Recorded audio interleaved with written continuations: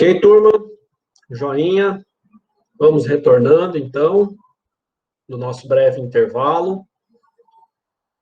Eu já vou iniciar aqui a projeção, tá? Acho que um intervalinho bom, né? Uns 15 minutinhos aí, um pouquinho menos, já dá, né, um intervalinho suficiente. Bom, gente, então, vamos projetar aqui a tela. Um segundinho. Ok, compartilhando minha tela. Apresentando. Só colocar o conteúdo. Legal. Bom, pessoal, então, vamos retomar o nosso conteúdo, agora partindo para as unidades 2 e 3, tá, do nosso livro, é o que a gente vai lidar agora pela manhã, já, então, claro, deixando as unidades 4 e 5 para o período da tarde de hoje, tá bem? Nessas duas unidades, a gente tem os temas que envolvem a bioenergética, né, então, os sistemas todos aí de refosforilação do ADP, né, transformando novamente em ATP. Então, são 3 vias que a gente possui, né, que tem aí velocidades diferentes, características diferentes, né, que diferentes tipos de exercícios são capazes de estimular mais ou menos uma dessas vias, né, e isso pode provocar a necessidade de a gente tamponar alguns metabólicos. Então, quando a gente fala tamponar, quer dizer eliminar, tá? Dar um fim nesses metabólitos aí. Principalmente, que a gente vai lidar com o hidrogênio. Claro que o CO2, gás carbônico, também muito importante que se faça todo o tamponamento, evidente que sim, mas o hidrogênio, ele de fato tem aí uma capacidade de limitar a continuidade do esforço físico maior do que o próprio CO2, né? E a gente vai ver onde é produzido, claro, vocês já estudaram, né? No próprio material didático, eu estou absolutamente certo de que muitos de vocês já possuem esses conhecimentos advindos da graduação ou de outros cursos, mas evidentemente que nós vamos aqui nivelando e passando desde os aspectos fundamentais, né, até a formação desse hidrogênio, para então chegar nas formas que nós temos, né, os que a gente vai chamar aqui de sistemas, mas as formas, né, como que a gente faz para eliminar esse hidrogênio, o CO2 também, e dessa forma manter o equilíbrio ácido-base. Isso, turma, é uma coisa que a gente não vai chegar a aprofundar muito, em algum momento aqui da aula eu vou tocar nesse ponto de que nós temos até uma aula toda completa específica sobre fadiga e exaustão, né?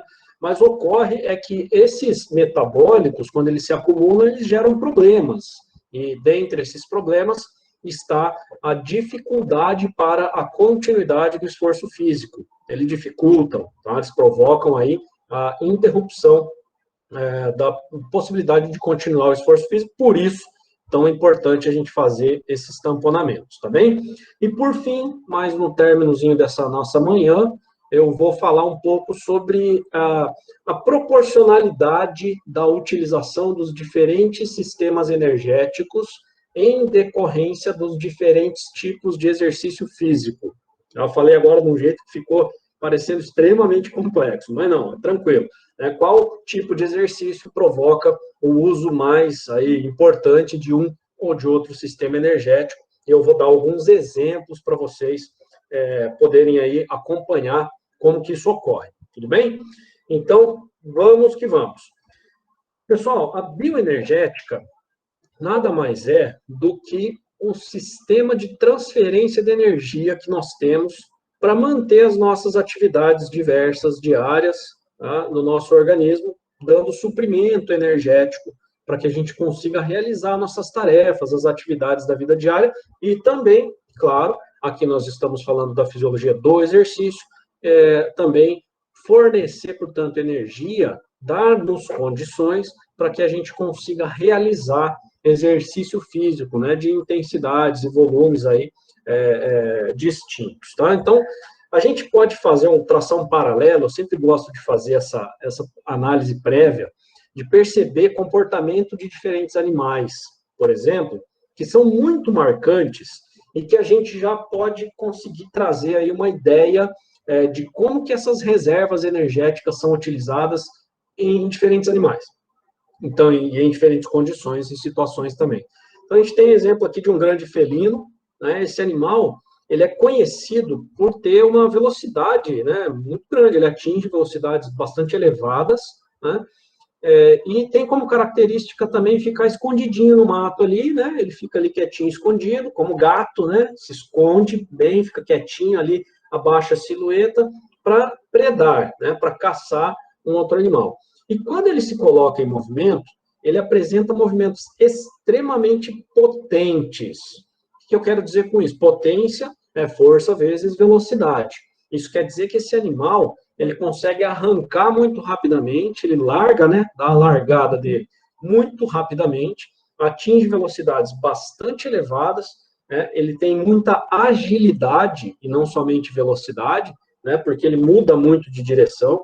Mudanças de direção exigem grande dispêndio energético, muita potência energética e logo ele entra em exaustão.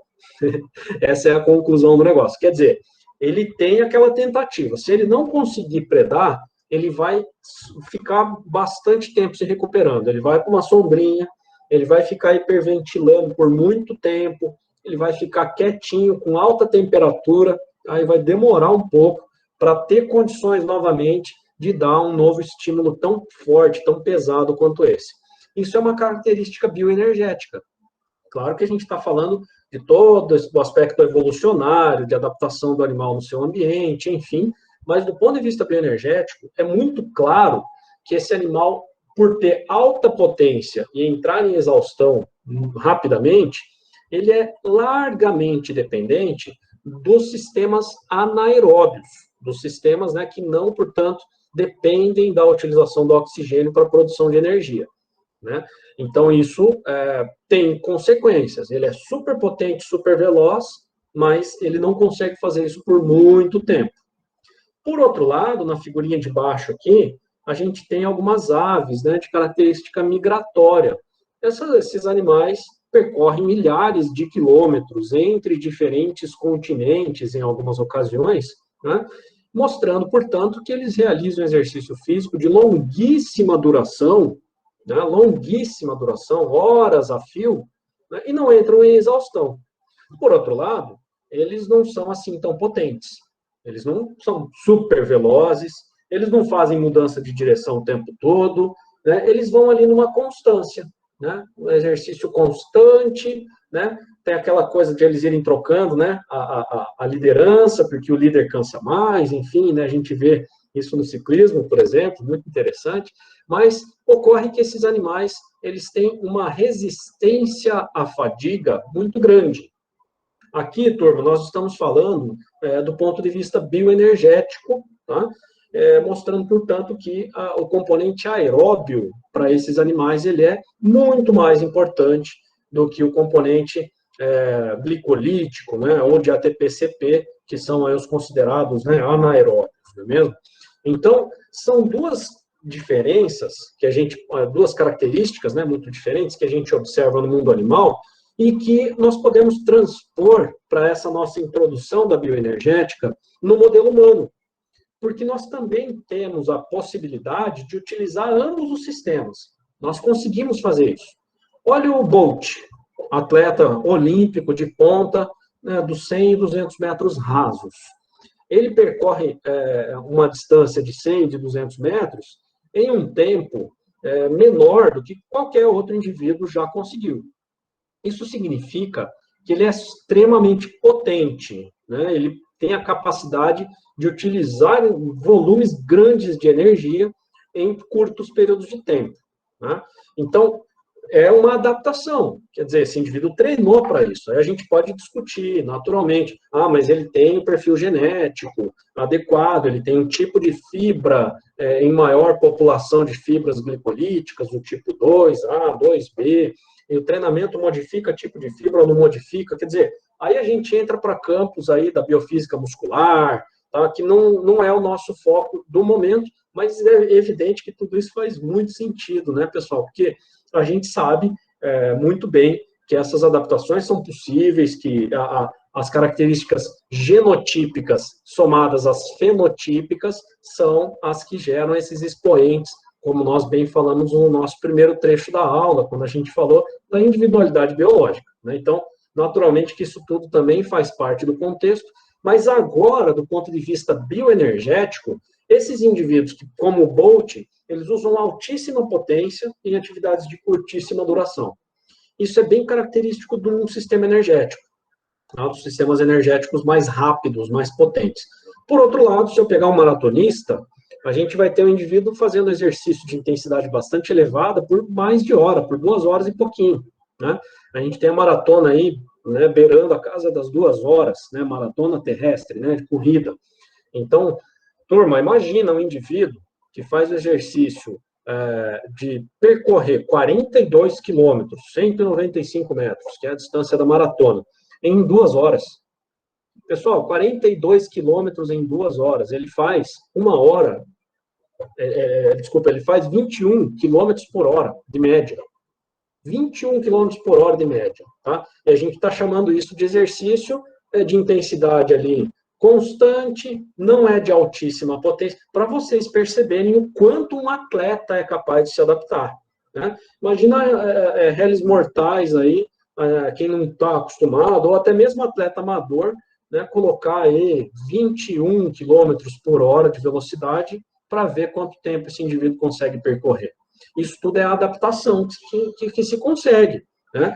Fenotípica, mais características, né, genotípicas, mais o fenótipo, que advém do treinamento, da nutrição e tudo mais, para permitir que o indivíduo consiga realizar um exercício tão potente assim. Mas são exemplos que nos permitem observar a capacidade de realizar exercício de longa duração, de forma constante. Pode ver uma maratona, né? Quem já parou e ficou 2 horas e pouco assistindo a maratona? Né?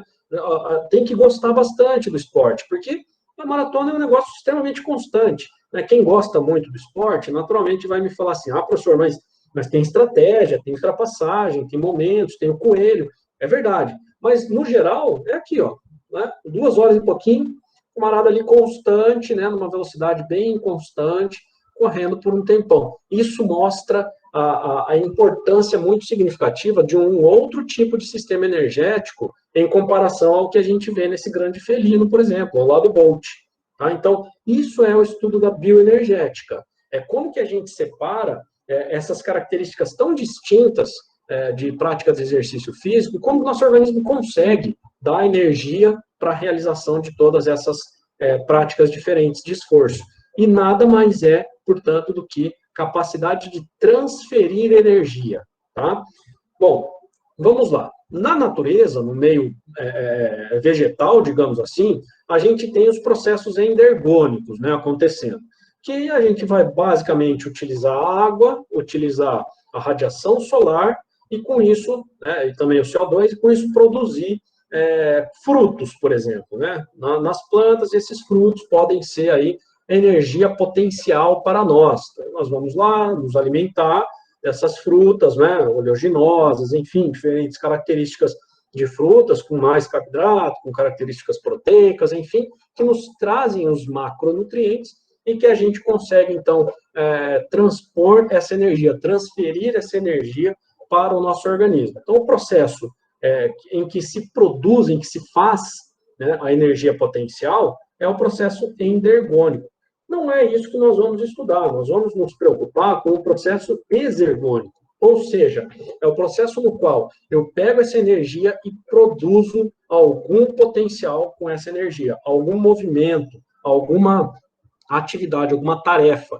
Ou seja, entre aspas, eu quebro essa energia e a utilizo para realizar alguma coisa. Então, o que o nosso organismo faz é isto, é pegar uma molécula e transformar essa molécula de energia em algum tipo de atividade, né?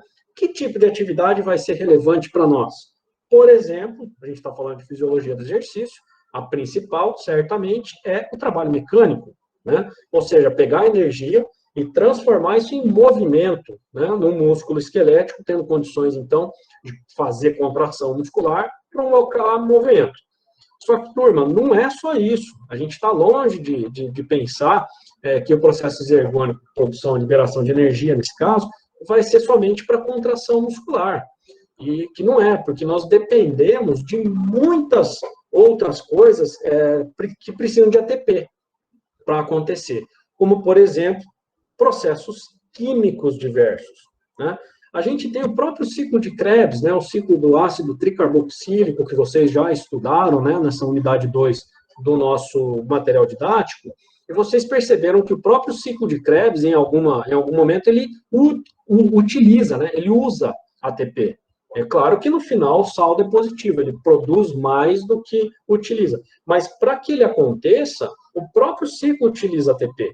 Isso é só um exemplo, tá, turma? Nós temos aí inúmeros processos bioquímicos cujas enzimas são dependentes de ATP, certo? ATP dependentes, né? Diversos processos que lá na fisiologia básica a gente estuda. E uma outra característica muito importante é que nesse processo exergônico nós também podemos utilizar a energia liberada para transportes de moléculas. Então, para isso, a gente precisa lembrar, por exemplo, aí dos transportes ativos, né, que a gente estuda lá na fisiologia básica. Então, imaginem que você precisa inserir determinada molécula em um ambiente citosólico que já possui grande quantidade desta mesma molécula, né? Vamos pensar num exemplo aqui. Pronto, glândula tireoide. Só para ser bem fora aqui da nossa glândula tireoide. Glândula tireoide é um local em que a gente encontra grandes quantidades de iodo, né, no nosso organismo. Então, se você tivesse que procurar em todo o nosso corpo um lugar que tem iodo, você ia direto na glândula tireoide aqui e você vai encontrar grandes quantidades de iodo. Afinal, ali a gente possui uma proteína parecida com essa aqui que está aqui de cotransporte, que é o SYMPORT, né, de sódio iodeto. Então, o que essa proteína faz? Ela pega o iodo que aparece no sangue e joga para dentro da glândula tireoide. Aí eu pergunto, por que precisa de ATP para fazer isso? A resposta é muito simples, porque dentro da glândula tireoide já existe uma quantidade grande de iodo. E é aquele famoso transporte contra o gradiente de concentração. Tá? Então, eu tenho que pegar essa molécula e literalmente empurrar para dentro da glândula tireoide, nesse caso. E para isso eu preciso utilizar energia, porque eu estou indo contra o gradiente de concentração. Eu só dei um exemplo, tá, pessoal? Para não ficar cansativo aqui, ficar falando de vários detalhes de transporte, mas inúmeros processos que acontecem no nosso organismo ocorrem, né, de transporte, ocorrem de forma ATP dependente, portanto, transporte ativo, tá? Agora, é lógico, né, na fisiologia do exercício não tem nem como comparar, que a gente está muito mais preocupado com o trabalho mecânico que nós conseguimos produzir a partir da utilização de energia. Que energia é essa? Qual que é a tal moeda, né, que se utiliza muito na fisiologia do exercício? Qual que é a moeda que vai permitir a produção de energia?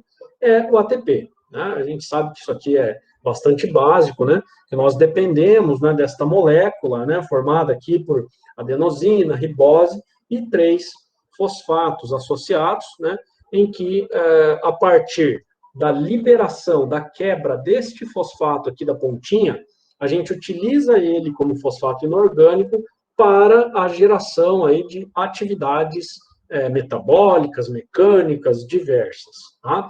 E ocorre, então, uma coisa muito importante de se observar, é que nessa molécula de ATP, quando eu faço a quebra, o uso, eu dependo de uma enzima, que, aliás, né, é importantíssima, que quebra esta molécula e permite o uso do ATP. E aqui, nessa primeira quebra, veja, na ponta do ATP aqui, na primeira, eu produzo uma quantidade boa de energia. Tá? 7,3 calorias aí para a molécula toda, mas aqui a gente tem a grande parte da produção de energia. Se eu continuar quebrando essa molécula, falar, não, vamos usar esse fosfato aqui também do meio. Por que eu não vou usar ele também? Porque ele tem menos energia quando comparado com esta ponta aqui, ó, essa primeira. Isso significa que, do ponto de vista bioenergético, é mais vantajoso a gente recompor esse terceiro fosfato do que continuar utilizando esse e esse. Tá? Então, é por isso que a gente se preocupa tanto em fazer, sim, a quebra do ATP, a hidrólise, né, o termo mais adequado do ATP, utilizar essa energia e já conseguir repor esse ATP aqui, porque é algo mais eficiente do ponto de vista energético. Não é sempre que isso acontece. Existem situações em que a demanda, né, a quantidade de energia que eu tenho que produzir para dar conta de um determinado esforço é tão grande que eu acabo utilizando esse cara aqui também, esse segundo, tá? E aí eu fico com uma molécula chamada adenosina monofosfato, né? Que nós falamos antes, que ele é um sinalizador intracelular importante, não é mesmo? E aí, o que ocorre nesse caso, então, é que a gente tem como primeira possibilidade para a produção de energia, para realizar todas as nossas tarefas, a quebra, a hidrólise do ATP, adenosina trifosfato, sendo, portanto, liberado um fosfato inorgânico, e essa molécula vai se transformar em difosfato. Legal. O que a gente vai falar muito hoje é na tal refosforilação do ADP. ADP. Deste cara aqui. E o que é a refosforilação do ADP? Nada mais é do que pegar um outro fosfato que vem de algum lugar e agregar novamente na molécula de ADP, fazendo com que ela se torne ATP novamente. Então, o que a gente faz o tempo inteiro na bioenergética é estudar formas de refosforilar o ADP para reconstruir, ressintetizar o ATP. Tá bem? Esses são os termos, né, comumente utilizados. Então, aí a gente vai ter, né, se o processo continuasse, tiro do ADP, arranca mais um fosfato, eu vou ter AMP, monofosfato. Isso ainda pode avançar para inosina, monofosfato, que é um outro sinalizador molecular muito importante, que eventualmente em algum fenômeno das próximas disciplinas aí, vocês possam, um fenômeno patológico, né, das próximas disciplinas, pode ser que vocês venham até a falar em alguma ocasião dessas moléculas. Mas a gente vai se preocupar principalmente agora com essas aqui. Até mesmo a MP, por ser um sinalizador importante, mas na bioenergética, muita preocupação em pegar esse ADP e já refosforilar. Por quê, professor? Por que é tão importante não deixar continuar isso tudo? Por causa disso aqui, ó. Porque essa última, né, melhor dizendo, né, a última molécula de fosfato, ela, quando hidrolisado, o ATP hidrolisado, eu produzo mais energia. Então, é vantagem eu refosforilar esse ADP, transformá-lo em ATP de novo para eu reutilizá-lo. E a bioenergética é o estudo de como a gente ressintetiza ATP. Tá bem? Bom, pessoal, essa molécula toda precisa ser ressintetizada o tempo inteiro por uma única razão. A gente não tem estoque de ATP. Do mesmo jeito que eu tenho, por exemplo, glicogênio, né? Glicose associada a várias moléculas de glicose associadas formam uma molécula de glicogênio, né? Da mesma forma que eu tenho triacilgliceróis, triglicerídeos, TG, né? Ácidos graxos, enfim, gorduras que são ali possíveis de se armazenar e ter energia. ATP não é assim. ATP não tem estoque. Eu não tenho uma vesícula plena, cheia de ATP, esperando para ser utilizado. Se existisse, pessoal, se nós tivéssemos um grande estoque de ATP, um grande, mas assim, grande, enorme, um maratonista, olha que legal essa reflexão, um maratonista conseguiria correr a maratona inteira na velocidade que o Bolt corre 100 metros. Pensem nisso. Imagina que loucura que seria o mundo dos esportes, né? A gente não tem estoque de ATP. Deu para entender essa ideia? Quer dizer, se eu uso ATP em alta velocidade para correr 100 metros rasos, eu só consigo fazer naquela potência toda porque eu estou utilizando o ATP que eu tenho, mais uma rápida refosforilação que a gente vai ver no primeiro sistema energético já já. Se a gente tivesse um monte de ATP, eu não precisaria ficar me preocupando em ressintetizar rapidamente. Eu simplesmente utilizaria esse ATP. Né? Só que não é assim que funciona. A gente tem que sempre ressintetizar ATP, porque não há uma quantidade satisfatória de ATP no nosso organismo pronto para utilização, tá? E é aí que a gente tem, então, esse primeiro formato de uso do ATP, que eu ainda não vou chamar de sistema energético, porque nada mais é do que pegar o ATP que já existe, que é pouco, tá? É pouquinho, não é muito, e hidrolisar esse ATP. Com isso, eu provoco, né, uma reação que vai liberar um fosfato, e esse fosfato inorgânico vai ser utilizado como energia para as atividades metabólicas, químicas, né, diversas do nosso organismo. Tá bem? Ocorre que durante esse processo, nós temos também, olha aqui, a formação de uma molécula de hidrogênio. Agora a gente começa a falar dessas moléculas já, percebe? Já surgiu o hidrogênio aqui. Então, quer dizer que esse hidrogênio não vem só do lactato, é verdade, não vem só do lactato. Qualquer quebra de ATP, qualquer hidrólise, né? A gente costuma falar quebra, né?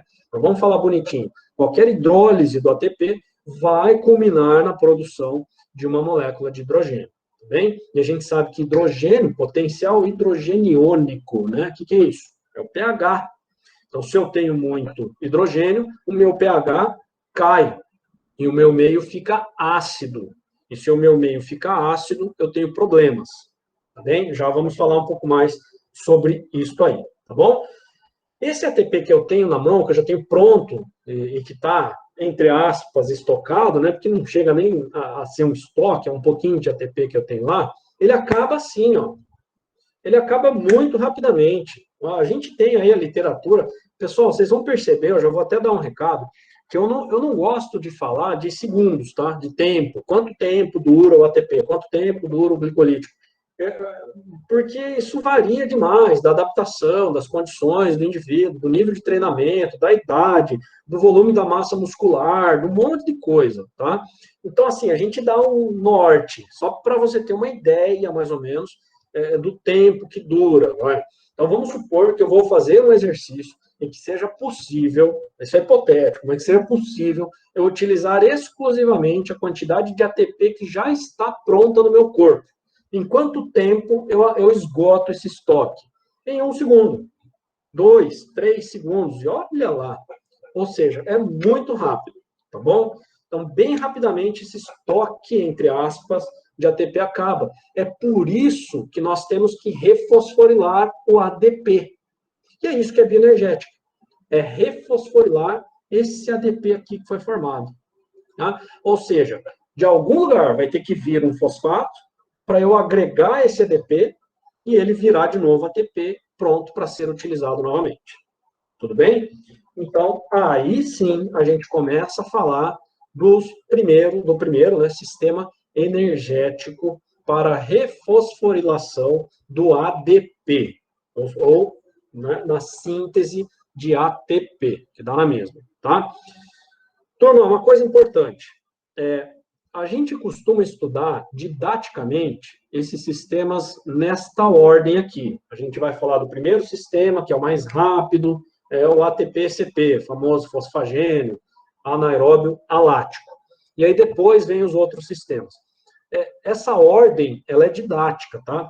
Então, desde já, não pensem que você sempre tem essa ordem exata acontecendo. A verdade é que tudo está rolando ao mesmo tempo, com proporções diferentes, tá, de importância, dependendo do momento do exercício, dependendo da intensidade do exercício, dependendo de um monte de coisa, tá?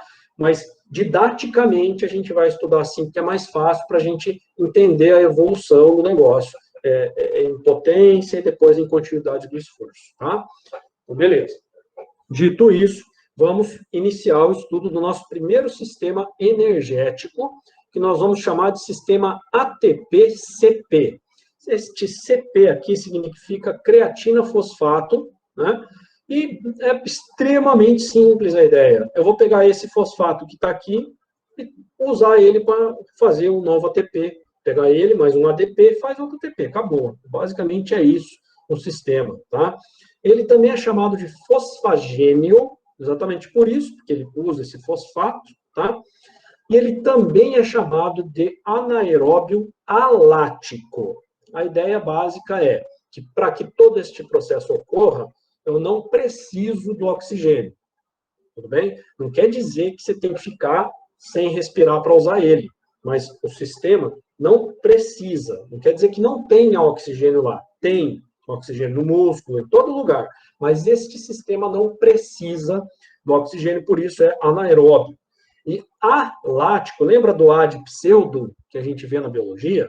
O alático quer dizer que não há lactato. Por isso, alático. Então, é um sistema que não provoca, não culmina na biossíntese de lactato. Tá bom? Então, tá, esses três nomes aqui, dependendo da literatura, né, dependendo do livro que vocês forem buscar como referência para estudar, você vai encontrar um nome diferente. Então, eu sempre gosto de falar todos os nomes, porque se você encontrar um nome diferente lá em algum livro, você já sabe que isso tudo aqui é sinônimo, tá bom? Tudo aqui é sinônimo, é a mesma coisa. Você pode usar o termo que você achar mais adequado para falar do sistema energético aí, ATP-CP, o mais rápido, tá? Bom, eu falei que ele é super simples, e é verdade, porque ele tem uma reação enzimática só, né? A partir de uma enzima chamada creatina quinase ali, a gente vai ter a junção, né? A gente vai pegar, vai conseguir fazer a quebra dessa fosfocreatina e conseguir utilizar. Então, como que funciona?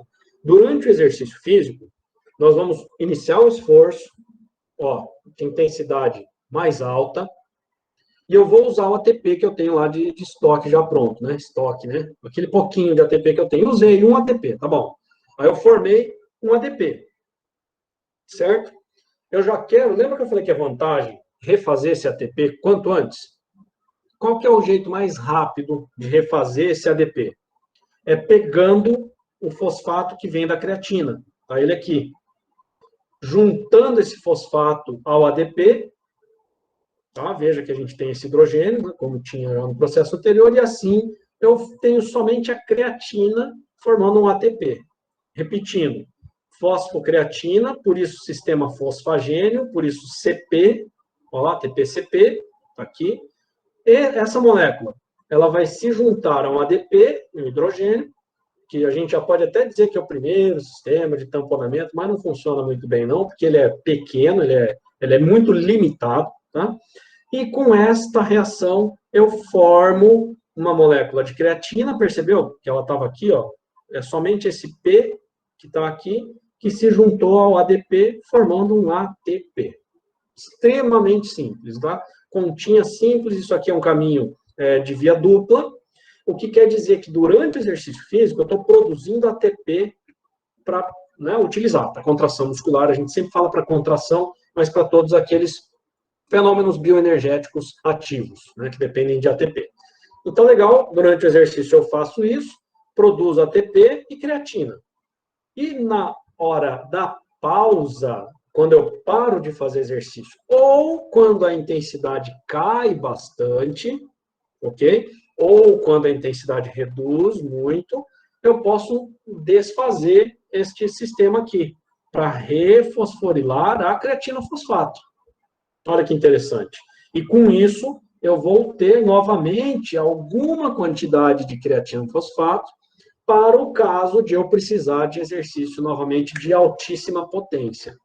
Tudo bem? Então, durante o esforço, hidrólise do ATP, utilizando creatina fosfato, que vai ser também hidrolisada para liberar um fosfato que se juntará ao ADP, formando ATP. Beleza. Com isso, eu já tampono um hidrogênio nesse processo. E durante a pausa, quando eu diminuo a intensidade, reduzo a potência do esforço, ou simplesmente cesso a realização do esforço físico, eu vou utilizar o sistema aeróbio. Você deve estar se perguntando, da onde que vem o fosfato para eu refosforilar o ADP, para eu refosforilar a creatina fosfato? Vem do sistema aeróbio, tá? Vem lá do outro sistema. Esse fosfato vem e eu reúno novamente a creatina, formando creatina fosfato e deixando essa creatina fosfato pronta para utilizar caso eu precise novamente de alta potência. Legal? Primeiro sistema energético é somente isso, extremamente simples. Qual que é a vantagem desse sistema energético? Veloz. Ele é extremamente veloz. Ele produz com uma única reação química, assim, ó, pá, produziu já imediatamente ATP, a partir, né, do CP. Beleza. Qual que é a desvantagem dele? É que, do jeito que ele é rápido, ele também acaba rápido. A gente tem pouca creatina fosfato. A gente não tem pouca, né, considerando os outros sistemas, em comparação a outras formas de refosforilação de ADP, nós temos muito pouco creatina fosfato.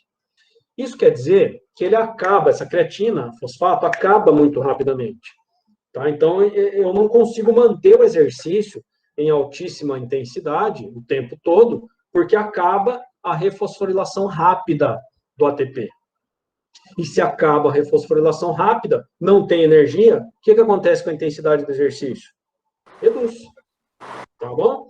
Então, acaba muito rápido, o volume é muito rápido, total de energia. Se fala, pessoal, mais ou menos, aí, vai, para não dizer que eu não vou dar um número, se fala em coisa de 10, 8, 15 segundos, tá? Dependendo do autor do livro, e como eu falei antes, dependendo do volume muscular, do treinamento, das adaptações fisiológicas provocadas pelo exercício físico regular, né, do treinamento físico de alta intensidade, dependendo de uma série de coisas, esse estoque de creatina fosfato vai ser exaurido em um exercício aí de 10 segundos, vai. 8 a 15, 10 segundos, mais ou menos. Então, isso acaba sendo muito visto na prova de 100 metros, na corrida de 100 metros. Quando você pega um atleta na corrida de 100 metros, o que a gente percebe é que você tem uma aceleração muito grande nos primeiros 30 metros, mais ou menos, uma manutenção dessa velocidade máxima por alguma distância, né? E depois começa a cair. O atleta, mesmo, veja, em 100 metros, o atleta olímpico, eu estou falando, ele não consegue manter a mesma velocidade máxima até o final daqueles 100 metros que ele está percorrendo. Isso é para você ver que mesmo um atleta de altíssimo nível não tem ATP-CP suficiente para sequer manter a velocidade máxima até os 10 segundos de prova. Tá bem? O que acontecia com o Bolt? Por que ele foi tão expoente assim? Que ele conseguia manter essa velocidade máxima por um tempo um pouco maior do que os outros. E aí a gente vê, bem classicamente, no final da prova, você vê o Bolt despontando, e olhando para o lado e dando risada na chegada. O que acontecia não é que ele acelerava no final, é que os outros desaceleravam, porque não conseguiam manter a velocidade, né? E ele conseguia manter um pouquinho mais. Né? Ele tem uma manutenção de velocidade máxima um pouco maior do que os outros atletas. Mas, enfim, isso é bem lá da fisiologia do exercício para o rendimento, não é? Eu só estou dando como exemplo aqui para a gente entender melhor o sistema, tá bom? Então, esse é o primeiro sistema energético. Beleza. Vamos imaginar, pessoal, que a gente está fazendo exercício de intensidade bem alta e eu quero continuar fazendo exercício de intensidade alta. Então, eu corri 100 metros e eu quero continuar correndo 800 metros, na velocidade maior que eu conseguir. Você já percebeu que o ATP-CP já era? Não tem mais. Se o ATP-CP já exauriu, de onde vai vir a energia para eu conseguir continuar o exercício? Vai vir deste segundo sistema energético. Repito, tá? Recadinho, lembro de novo. A ordem dos sistemas energéticos é só para a gente entender sobre esse contexto. Todo mundo está atuando ao mesmo tempo, tá? Quer dizer que, desde a largada, já do início, esse sistema glicolítico já está girando também, tá? Beleza. Continuei o exercício de intensidade bem alta, e aí eu vou precisar de refosforilação do ATP e não tem mais creatina fosfato. Eu vou ter que tirar de algum canto. E este canto, né, esse lugar de onde eu vou tirar, basicamente é glicose, né, o glicogênio, para ser mais preciso. Glicose é o que a gente vai encontrar circulando no sangue. Essa glicose, ela é, claro, faz parte, mas é importante para outras coisas. Já no músculo em si, é o que nós vamos ter um estoque de glicogênio. né? Então, quer dizer que eu tenho um monte de moléculas de glicose associadas e armazenadas no músculo esquelético. Por isso que a gente fala que eu tenho um estoque de glicogênio. Né? Eu falo em conteúdo de glicogênio muscular, hepático, cardíaco, e aí vai. Tá? É porque eu tenho um volume de energia lá no músculo esperando para ser utilizado. E este, por isso, né, é chamado de sistema glicolítico. Tudo bem? Porque eu utilizo glicose, né, glicogênio, quebra em glicose, 3-fosfato, produz lá energia. Tá bom? Esse sistema, ele é chamado de sistema anaeróbio lático. Por que é anaeróbio lático? Muito simples. Porque ao término no citosol, não estamos falando em mitocôndria, no citosol, ele culmina na produção de ácido lático. E esse ácido lático, vocês bem viram no material didático de vocês, tem lá um destaque mostrando que esse ácido lático é produzido e imediatamente dissociado em lactato e hidrogênio. Por isso, lático. Então, é ali que nós vamos ter a produção de lactato. Vem de outro lugar? Não, vem do sistema glicolítico, tá bom? Vem da hidrólise, da quebra do glicogênio, tá bom? Anaeróbio, ele é assim chamado porque ele também não depende do oxigênio. Mesma reflexão que nós fizemos para o ATP-CP, tá bom? Significa basicamente que eu não preciso de oxigênio para fazer a glicólise. Tá aqui o novo termo, glicólise. Então, esse sistema é totalmente dependente do glicogênio, totalmente. Eu vou basicamente reduzir esse glicogênio até chegar em lactato, tá bom? E aí eu vou ter a produção de lactato, como todos sabemos bem, o lactato ele é produzido de forma proporcional ao hidrogênio, afinal era ácido lático imediatamente dissociado, lactato e hidrogênio proporcionalmente produzidos, e aí é mais fácil para a gente medir o lactato e falar assim, com muito lactato produzido, significa que eu utilizei muito o sistema energético glicolítico, tá bom? Então, legal, vamos avançar nele agora. A glicólise, você percebeu que eu já não estou mais nem colocando glicólise anaeróbia? Né? O pessoal da bioquímica pura mesmo fala que é glicólise só. Não tem essa história de...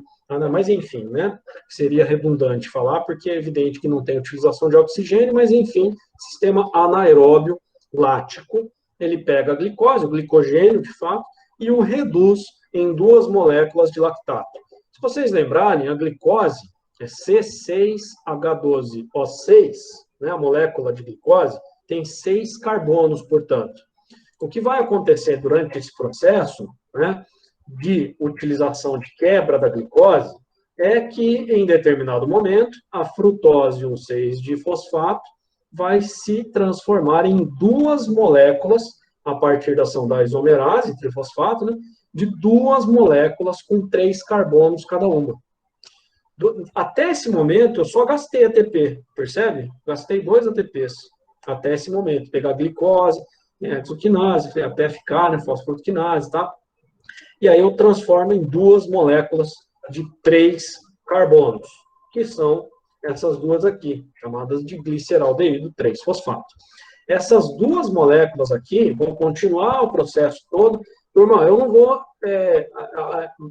avançar aqui, falar o nome de cada enzima, de cada reação, tá? De cada molécula, que é muito específico aí da bioquímica, tá bom? E fica cansativo também a gente ficar falando o nome de cada uma das moléculas, mas é muito importante que a gente perceba que começou na glicose, o processo que foi acontecendo, várias enzimas atuaram, eu estou fora da mitocôndria, isso é no citosol, no citoplasma, né, no ambiente não mitocondrial, dentro da célula, isso tudo está acontecendo, várias enzimas vão ser ativadas e tal, e aí lá no final eu vou ter ácido pirúvico, o famoso piruvato.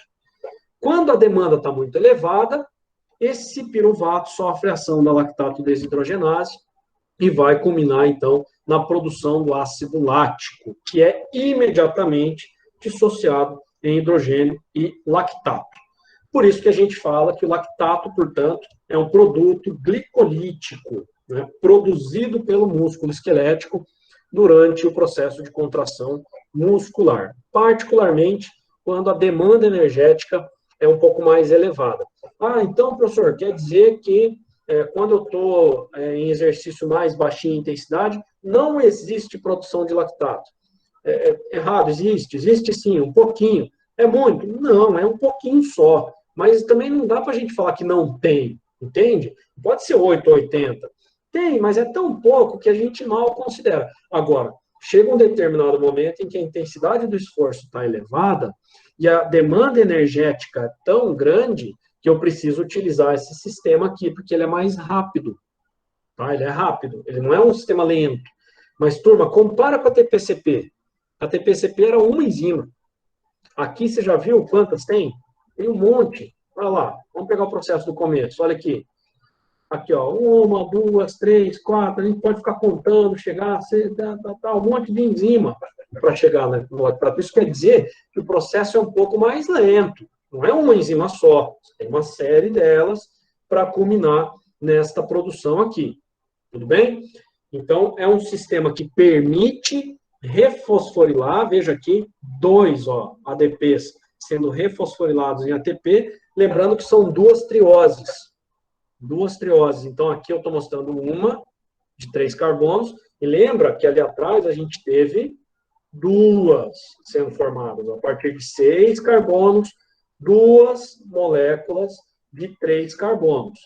Tá? Então, eu vou ter no final da conversa aqui a produção de 4 ATPs. Tudo bem? 2 aqui, 2 na outra triose. E aí você vai lembrar lá atrás que foi utilizado uma quantidade de 2 ATPs. Isso quer dizer que eu tenho um saldo, vamos assim dizer, de 2 ATPs neste processo aqui. Tá? A famosa glicólise. Então, ela acontece fora da mitocôndria. Isto significa que não há necessidade da utilização do oxigênio, tá? Não quer dizer que eu tenho que estar em hipóxia, eu tenho que, entendeu? Tá em condição... Não, eu simplesmente não preciso da utilização do oxigênio para fazer esse processo, e isso torna a produção de energia mais rápida, porque quando eu preciso de oxigênio, a produção de energia é mais lenta, que é o próximo passo que a gente já vai estudar, que é dentro da mitocôndria, tá bom? Esses dois sistemas que a gente estudou até aqui, eles são considerados rápidos. Agora, não dá para comparar com a TPCP, que é uma enzimazinha só. Ele é super rápido. O sistema glicolítico, apesar de rápido, ele tem um monte de enzimas, né, e acaba tendo, então, como desvantagem, né, produzir esse cara aqui em boa quantidade. Quanto mais glicólise ocorrer, mais hidrogênio eu vou produzir e eu vou ter que dar um jeito nesse hidrogênio, porque o hidrogênio é um problema. E nós já vamos estudar o porquê. Conclusão, glicolítico, sistema que usa glicogênio para produzir lactato no final da cadeia, tem como saldo 2 ATPs, tudo bem? Lembra que ele produz 4, mas utiliza 2, tem como saldo 2 ATPs, e tem como ainda produtos a produção de 2 hidrogênios, e ainda NADH, que vai ser utilizado lá na cadeia de transporte de elétrons pelo sistema oxidativo, que é o próximo sistema. Então, aqui, de fato mesmo, ele só faz 2 ATPs e produz 2 hidrogênios. Tá bom? Como eu disse, a gente tem que ter um destino para esse hidrogênio. Perceba aqui, ó, que o glicogênio foi quebrado, né? Glicólise anaeróbia, vai? Glicólise foi produzido o ácido lático, hidrogênio e lactato imediatamente dissociados. Aí você fala, beleza, tudo bem. Agora, hidrogênio produzido em grande quantidade, se essa via estiver sendo demandada em alta intensidade, eu vou produzir muito hidrogênio. Muito hidrogênio, já falei, faz o pH cair. O problema, turma, é que se cai o pH, a famosa acidose metabólica, né? Se cai o pH, eu vou inibir enzimas-chave na glicólise. Olha só, como o sistema se controla. Produziu muito hidrogênio, cai o pH, e baixo o pH faz com que as enzimas da glicólise que vão culminar na produção de mais hidrogênio, né, sejam inibidas. E você não consegue mais produzir energia. Além disso, esse próprio mesmo hidrogênio pH caindo, ele também inibe a ligação do cálcio e a liberação do cálcio pelo retículo sarcoplasmático. Que aí você vai lembrar que você precisa do cálcio no citosol para provocar contração muscular. E ele, portanto, inibe a continuidade da contração muscular. O nosso músculo, as nossas enzimas, elas só funcionam em pH ótimo, tá? Tem que estar tudo bem, tem que estar tudo na CNTP, né, entre aspas, tem que estar tudo em condições normais de temperatura e pressão, tem que estar tudo bem, o pH tem que estar adequado, a temperatura tem que estar boa, senão elas não funcionam direito.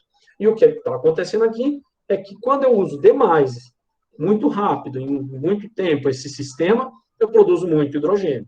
E esse hidrogênio inibe as enzimas da glicólise, inibe a continuidade da contração muscular esquelética. Portanto, a vantagem do sistema glicolítico é que ele ainda assim é rápido e que ele consegue produzir uma quantidade boa de ATP.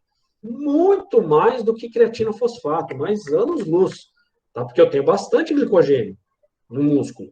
Então, né, eu produzo bastante. ATP, ele é muito rápido, ainda assim é rápido, não tão rápido quanto a ATP-CP, mas é veloz, sim. Porém, entretanto, todavia, contudo, ele produz metabólitos que podem prejudicar a continuidade do esforço físico. Tá? Isso quer dizer que eu posso impedir, a partir da acidose metabólica, a continuidade do exercício. Isso é um problema.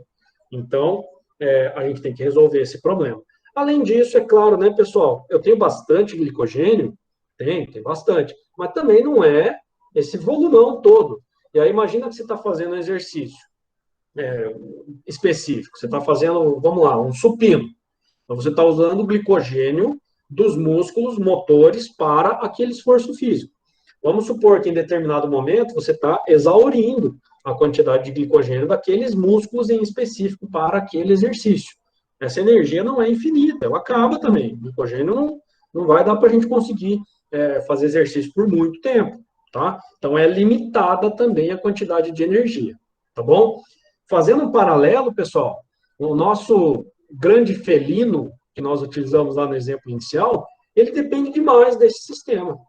Demais. Ele tem que ter glicogênio estocado para fazer um uso rápido, produzir muito ATP, muita potência muscular, mas até certo momento, porque ele começa a sofrer de acidose metabólica, aumento de temperatura, saturação de CO2, um monte de coisa acontecendo, e esse cara entra em exaustão, ou pelo menos fadiga.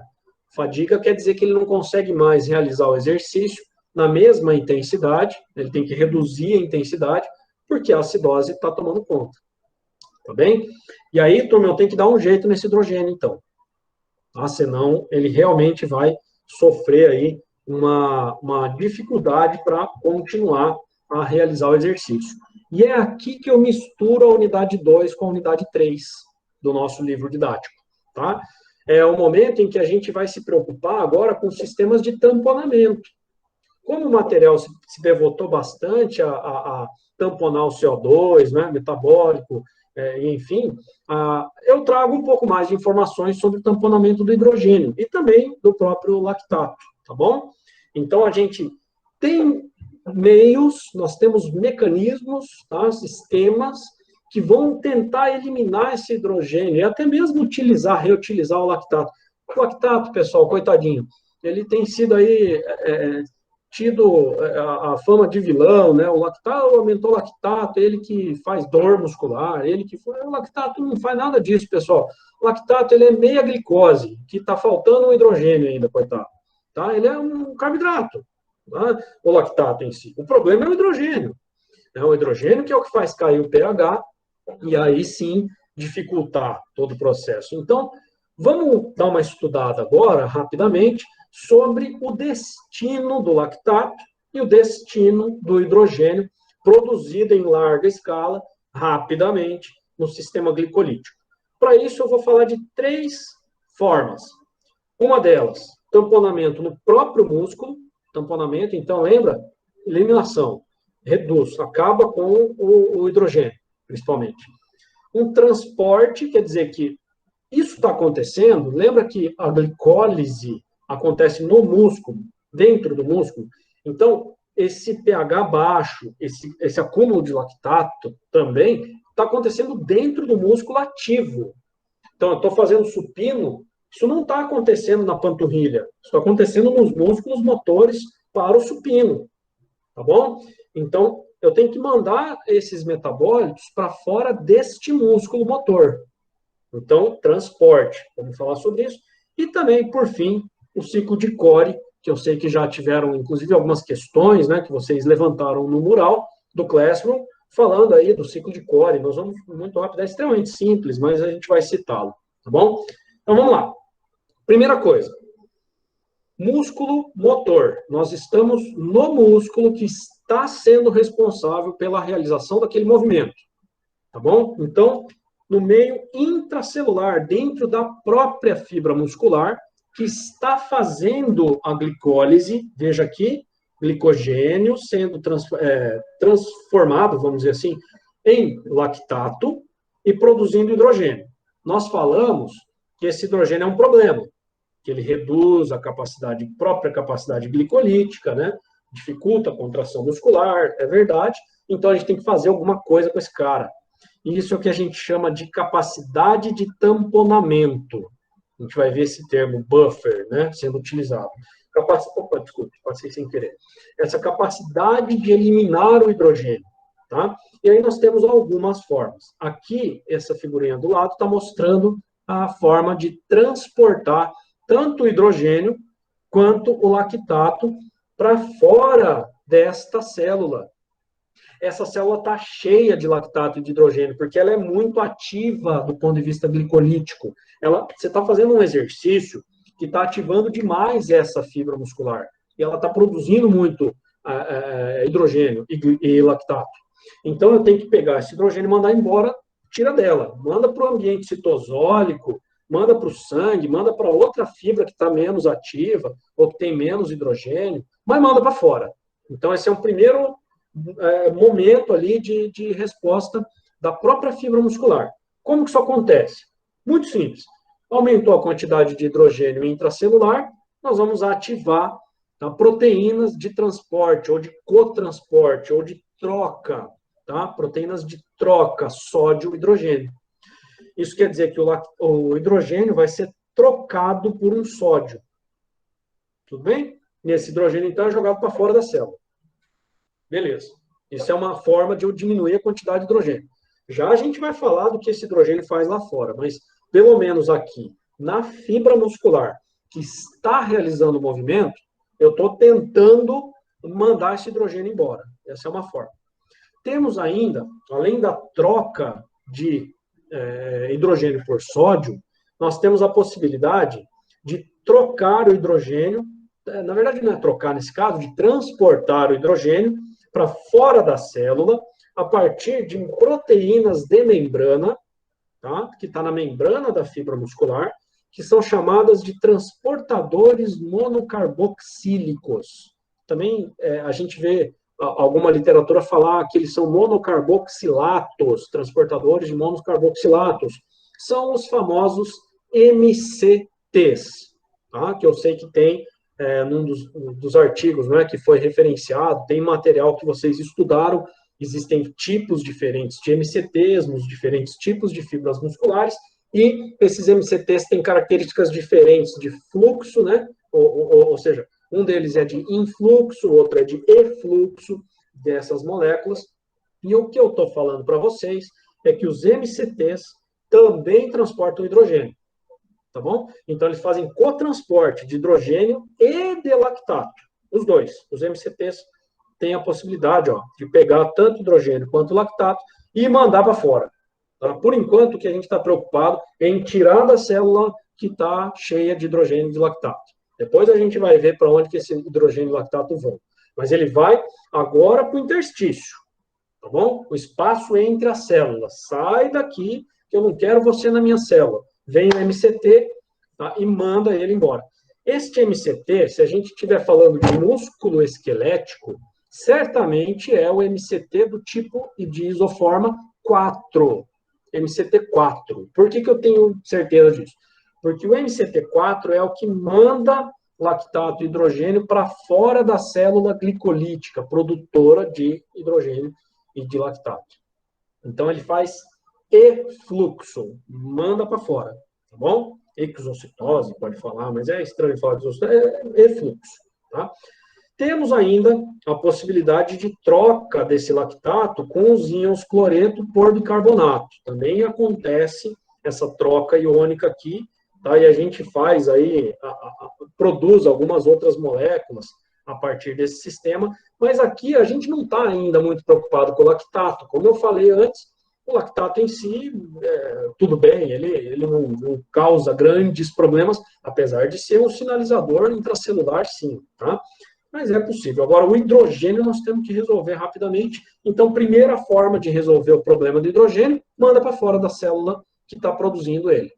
Como? A partir da troca por sódio ou a partir dos transportadores monocarboxílicos que cotransportam lactato também. Tudo bem? Vamos lá. Falei antes do tamponamento do lactato e do hidrogênio, né? Vamos falar, então, agora do uso da famosa molécula de bicarbonato, do íon bicarbonato. Faltou menos aqui, né? O bicarbonato, ele pega o hidrogênio, veja, bicarbonato que já está dentro do músculo esquelético, tá? Do produtor do hidrogênio, do cara que está fazendo a glicólise e produzindo hidrogênio e lactato.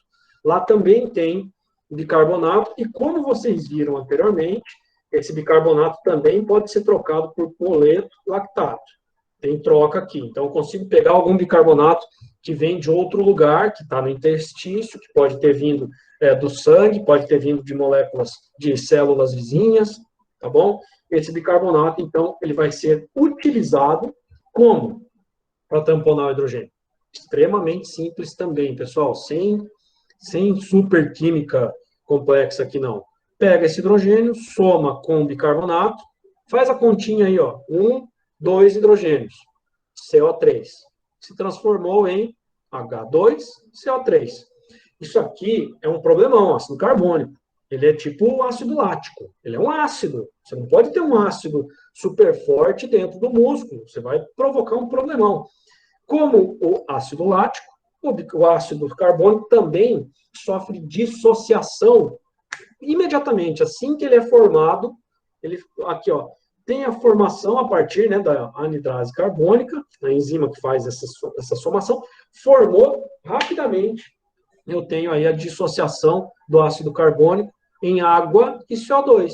Olha que maravilha. Quer dizer, eu transformei um hidrogênio, que é um baita problema, transformei o hidrogênio, vocês viram qual é o problema. Eu vou repetir só para reforçar.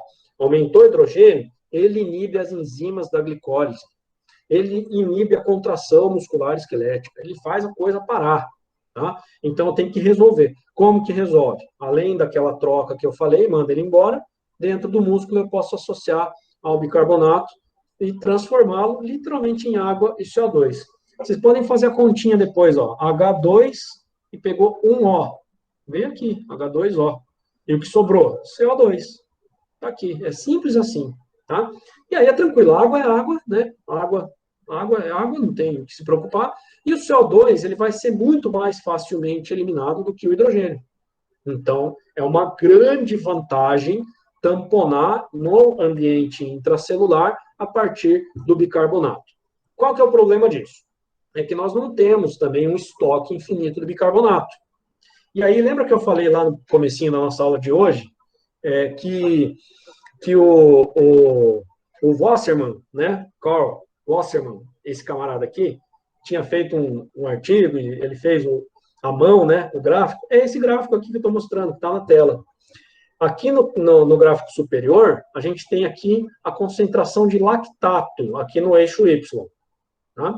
E aqui eu tenho o eixo X em função do tempo. Então, o lactato é em função do tempo. Tá? Aqui eu tenho um exercício leve, né, que ele está chamando de moderado, exercício bem tranquilo. E olha o que acontece com o lactato em função do tempo. ele sobe um pouquinho, nem se considera, fica abaixo de 2 milimolar, bem tranquilo, ou microequivalentes por litro, tanto faz. Ou molar, né, também a gente pode, enfim. Ele cai aqui e fica estável. Tranquilo, o indivíduo consegue terminar aqui, ó, o tempo todo, 50 minutos de exercício, que tá tranquilo, subiu um pouquinho, então tá bom. Eu precisei produzir uma quantidade grande de lactato? Não, está mostrando aqui que não. Isso quer dizer que eu também não produzi uma quantidade grande de hidrogênio. Então, eu não precisei usar tanto bicarbonato, como está aqui no gráfico de baixo. Ó, exercício moderado, e aqui no gráfico de baixo, bicarbonato. Olha o bicarbonato aqui. Ele deu uma oscilada aqui e tal, mas ficou estável. Ó, quase não caiu, continuou na mesma concentração, praticamente, que ele estava no início. Isso quer dizer que eu não precisei tamponar muito hidrogênio a partir do lactato, porque a intensidade do exercício é baixa e a produção de lactato, ou logo, o uso da via glicolítica, não é muito relevante. Então, eu consigo continuar o exercício até o final, beleza, está tudo estável. Tá? Aí o Wasserman falou, vamos aumentar a intensidade desse negócio. Aumentou a intensidade do exercício. Aí, olha o que aconteceu com o lactato. Opa, já subiu um pouco mais. E olha o que acontece com o bicarbonato no mesmo tempo. Cai um pouco mais. Percebe a característica espelhada desses dois gráficos? Enquanto um sobe, o outro cai. É o que está acontecendo aqui. Está muito claro. E veja, né, nada recente. Né? A gente já conhece isso desde a década de 60. E aí depois o Wasserman falou, vamos agora fazer um exercício bem mais intenso, pesadão. Tá? O que acontece? Lactacidemia explode, sobe pra caramba, vai lá para 9, 8 e pouco, 9, e a concentração de bicarbonato cai pra caramba, vai lá para 16, 18, 20.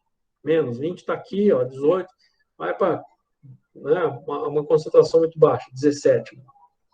Então, o que está acontecendo aqui é que esse exercício pesado demais produziu muito lactato, porque ele depende muito da via glicolítica. Tá? Eu estou tendo um fluxo glicolítico mais alto, porque a demanda energética é maior, porque eu estou correndo mais rápido, estou nadando mais rápido, estou pedalando mais forte. E aí a intensidade é mais alta. E aí eu produzo muito lactato, claro, que eu dependo muito da via glicolítica. E como que eu consigo resolver esse problema? Bom, como a intensidade é muito alta, você não resolve totalmente esse problema. Esse lactato ele vai elevando aos poucos, enquanto eu ainda tenho bicarbonato para tamponar. Só que chega um ponto que a minha quantidade de bicarbonato já é pequena, e eu não consigo mais tamponar. E esse indivíduo entra em exaustão em menos de 30 minutos. Percebe? Ele não consegue completar o exercício como esses aqui completaram. Tá? Então, essa é outra via, é uma delas. Lembrem que não é só isso que acontece. Lembrem que tem transporte, tem os MCTs trabalhando, tem o bicarbonato aqui atuando, e também tem uma outra possibilidade, que é utilizar essas moléculas em outras células. Tá? Aí a gente já está falando especificamente do lactato. É o momento em que o músculo produtor está em alta intensidade, produz muito lactato, e esse lactato é transportado, é jogado para fora da célula, sofre efluxo, tá aqui, ó, efluxo de lactato, via transportador monocarboxílico do tipo 4, porque ele está em um músculo de característica glicolítica. Então, efluxo, jogou para fora. Esse lactato ele vai para o interstício, um espaço intersticial, e pode atingir o sangue. Ou ele pode ir direto para uma célula vizinha também, no interstício para uma célula vizinha, nada impede. Mas geralmente esse lactato aparece no sangue, e aí nós vamos ter dois destinos para esse lactato que aparece no sangue. A partir somente desse campo de visão aqui, veja que ainda tem ciclo de Core, tem outras coisas acontecendo, mas um dos destinos do lactato é, a partir do seu surgimento no sangue, ser tamponado e transportado pelas células vermelhas, os eritrócitos, red blood cells, os eritrócitos, os glóbulos vermelhos. Lá dentro a gente tem a possibilidade de tamponar, de utilizar e transportar esse lactato, tá? E ainda o lactato pode ser utilizado em tecidos que utilizam o lactato para a produção de energia.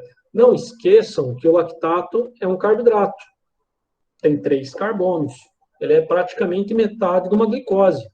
E é muito fácil eu utilizar essa molécula, desde que eu tenha as enzimas necessárias para transformá-lo, usar esses 3 carbonos e produzir energia.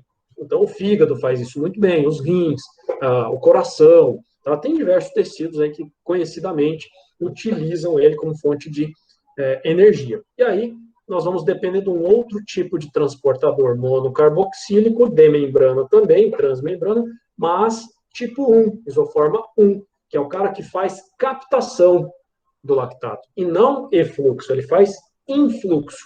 Então, ele pega o lactato que está lá no sangue e joga para dentro desses tecidos que podem aí utilizá-lo, transformá-lo em energia. Então, esse é um dos destinos do lactato. E, por fim, eu falei que ia falar também do ciclo de Cori, né? Que é a possibilidade de este glicogênio produzido no músculo ter sido, né, transformado em lactato pela via glicolítica, este lactato vir para o sangue, né? Então, aqui MCT4, jogando ele para fora, efluxo, ele foi para o sangue, do sangue ele chega e tem um MCT para fazer influxo do lactato no fígado. E aí, gente, fígado, vocês sabem que fígado faz mágica, né? Fígado tem 500 funções diferentes. Quando você ficar na dúvida, não sabe quem que é o responsável por determinada função metabólica, chuta fígado, que a tua chance de acertar é grande. O fígado faz um monte de processos bioquímicos e metabólicos, né? Dentre eles, pegar o lactato e transformá-lo em glicose. Pronto, isso é o ciclo de Cori. Tá? Pegar o lactato circulante, transformar em glicose, e essa glicose depois pode ter destinos inúmeros. Claro que aqui a gente está falando que é durante o exercício, então, dependendo aí do volume, da intensidade, do tempo, do exercício, a gente consegue até mesmo utilizar essa própria glicose recém-feita pelo fígado a partir do uso do lactato, para jogar para o sangue de novo e essa glicose acabar ainda até sendo lá utilizada pelo músculo de novo, e esse ciclo aqui acontecer constantemente.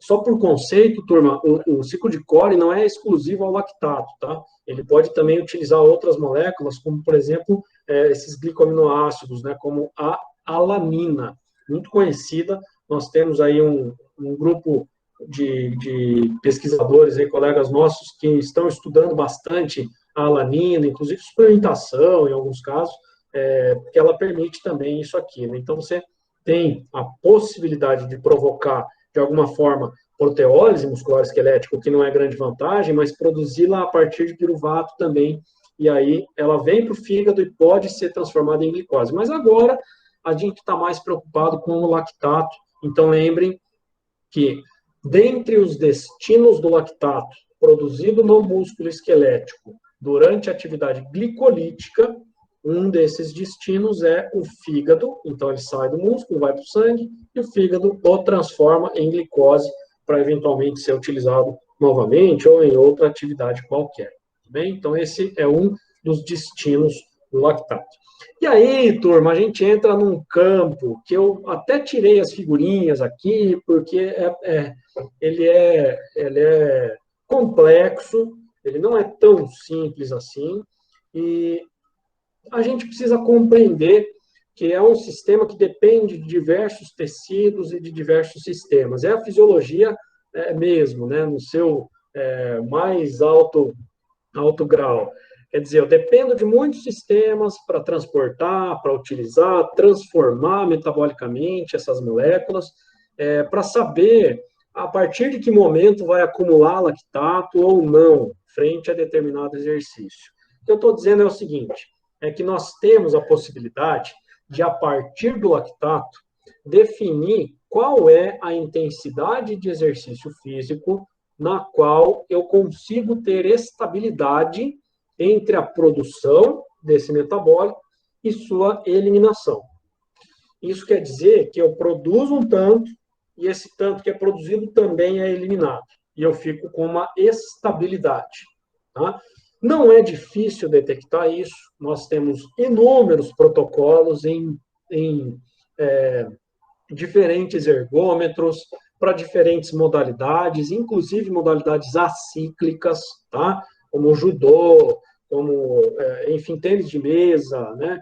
Enfim, tá? A gente tem a possibilidade aí de detectar essa intensidade de equilíbrio somente medindo lactato, tá?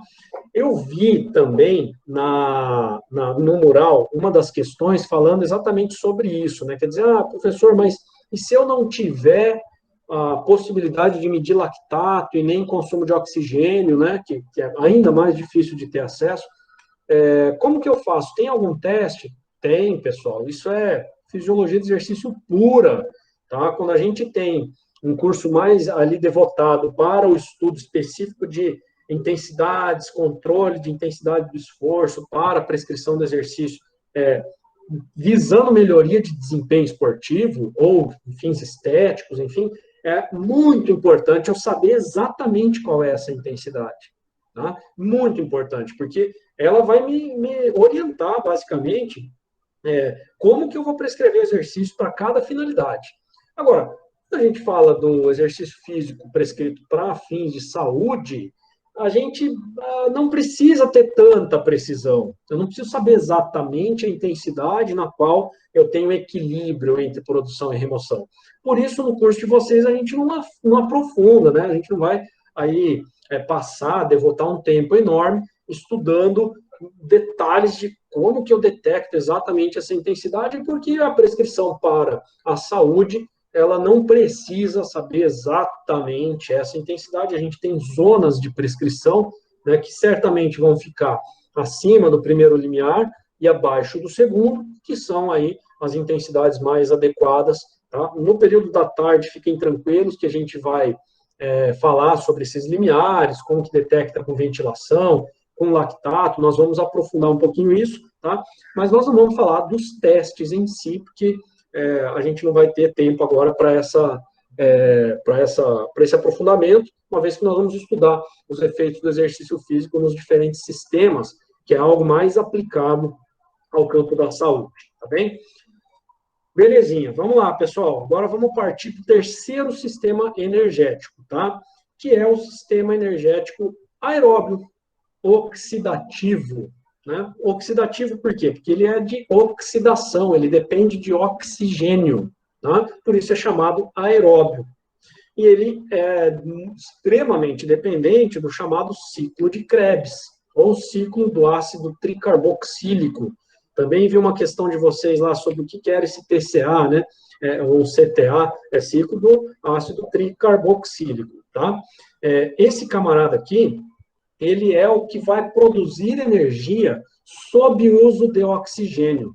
Isso faz dele extremamente eficiente. Quer dizer, há controvérsias, né? Quem estuda bastante a mitocôndria e a bioenergética mitocondrial mostra que essa eficiência não é assim tão grande, mas o que eu estou querendo me referir é que eu consigo produzir quantidades muito maiores de ATP com uma única molécula de glicose, quando comparado com o sistema glicolítico, né? Quando a gente olha para o sistema aeróbio, a gente pensa em volume, tá bom? Eu produzo um volume muito grande de energia, só que, claro, tudo tem uma vantagem e uma desvantagem, a gente já vai ver que nada é perfeito, né? A gente tem também algumas dificuldades aqui.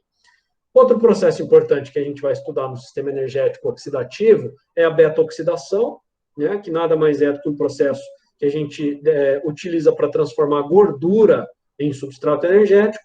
E, por fim, todos os processos que vão acontecer aqui vão acabar tendo uma importante participação da cadeia de transporte de elétrons.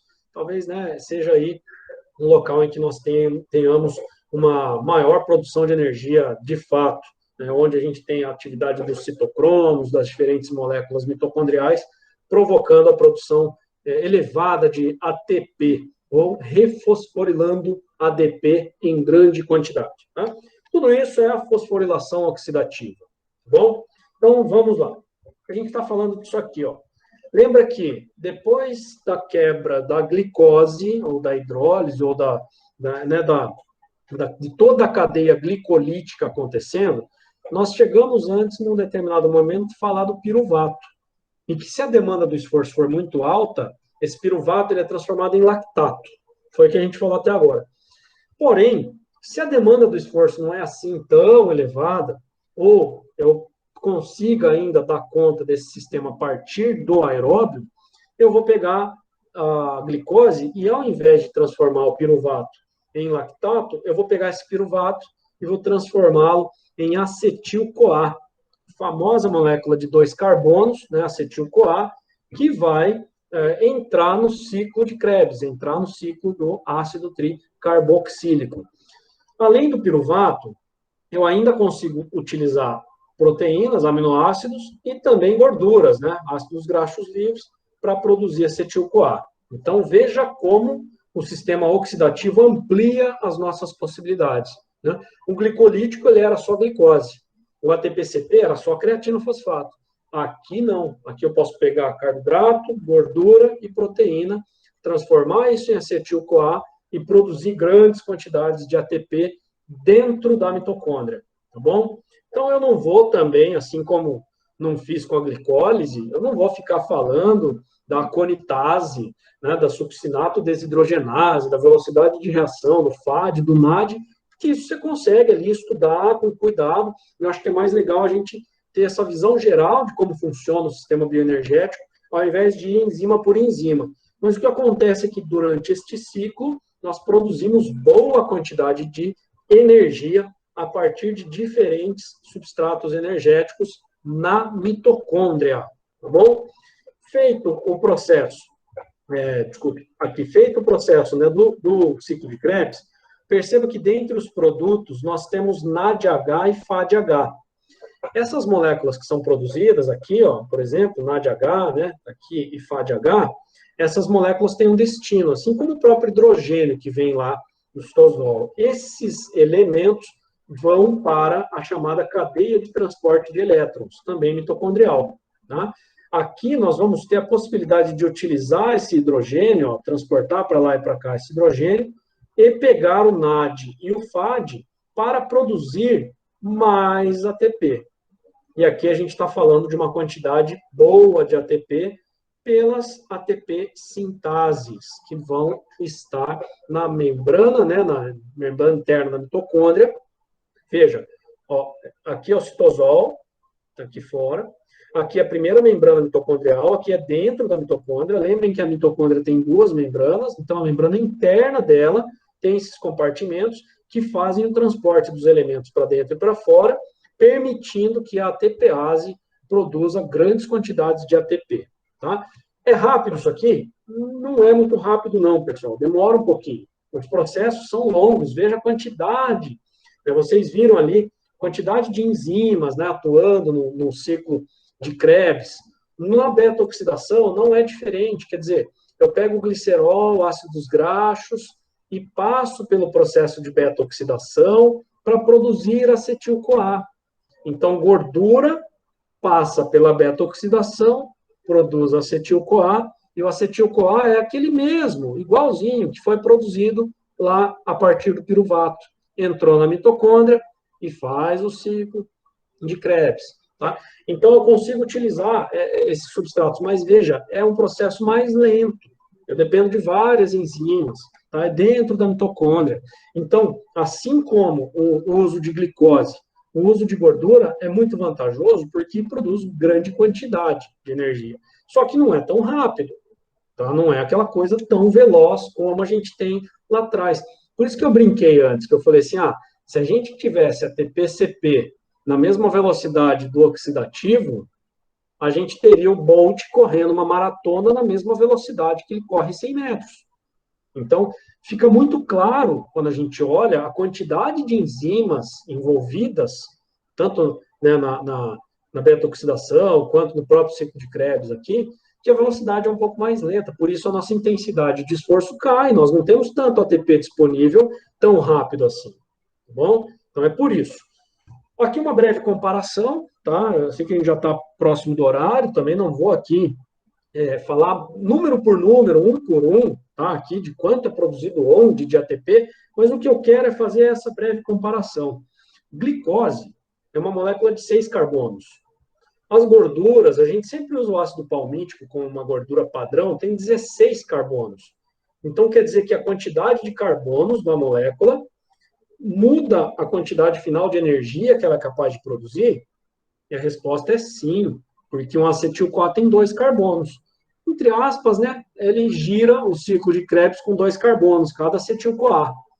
Né? Então, aqui, se eu tenho uma glicose tem 6, eu vou produzir, entre aspas, aqui 3 moléculas para girar. Aqui, se eu tenho 16 carbonos, eu tenho muito mais giros, entre aspas, né? Só para entender, né?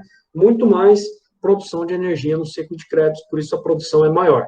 Esses números, pessoal, eu nunca fui de me preocupar muito se é 38, 37, 39 ATP, se aqui é 128, 129, vai depender um pouquinho se ele vem, se essa glicólise vem da glicose ou do glicogênio, tá? Da molécula de gordura que está sendo utilizada, mas o importante é perceber que existe uma grande diferença, primeiro, entre a produção do oxidativo e do glicolítico, a TPCP nem se fala, e segundo, entre molécula de glicose e de gordura.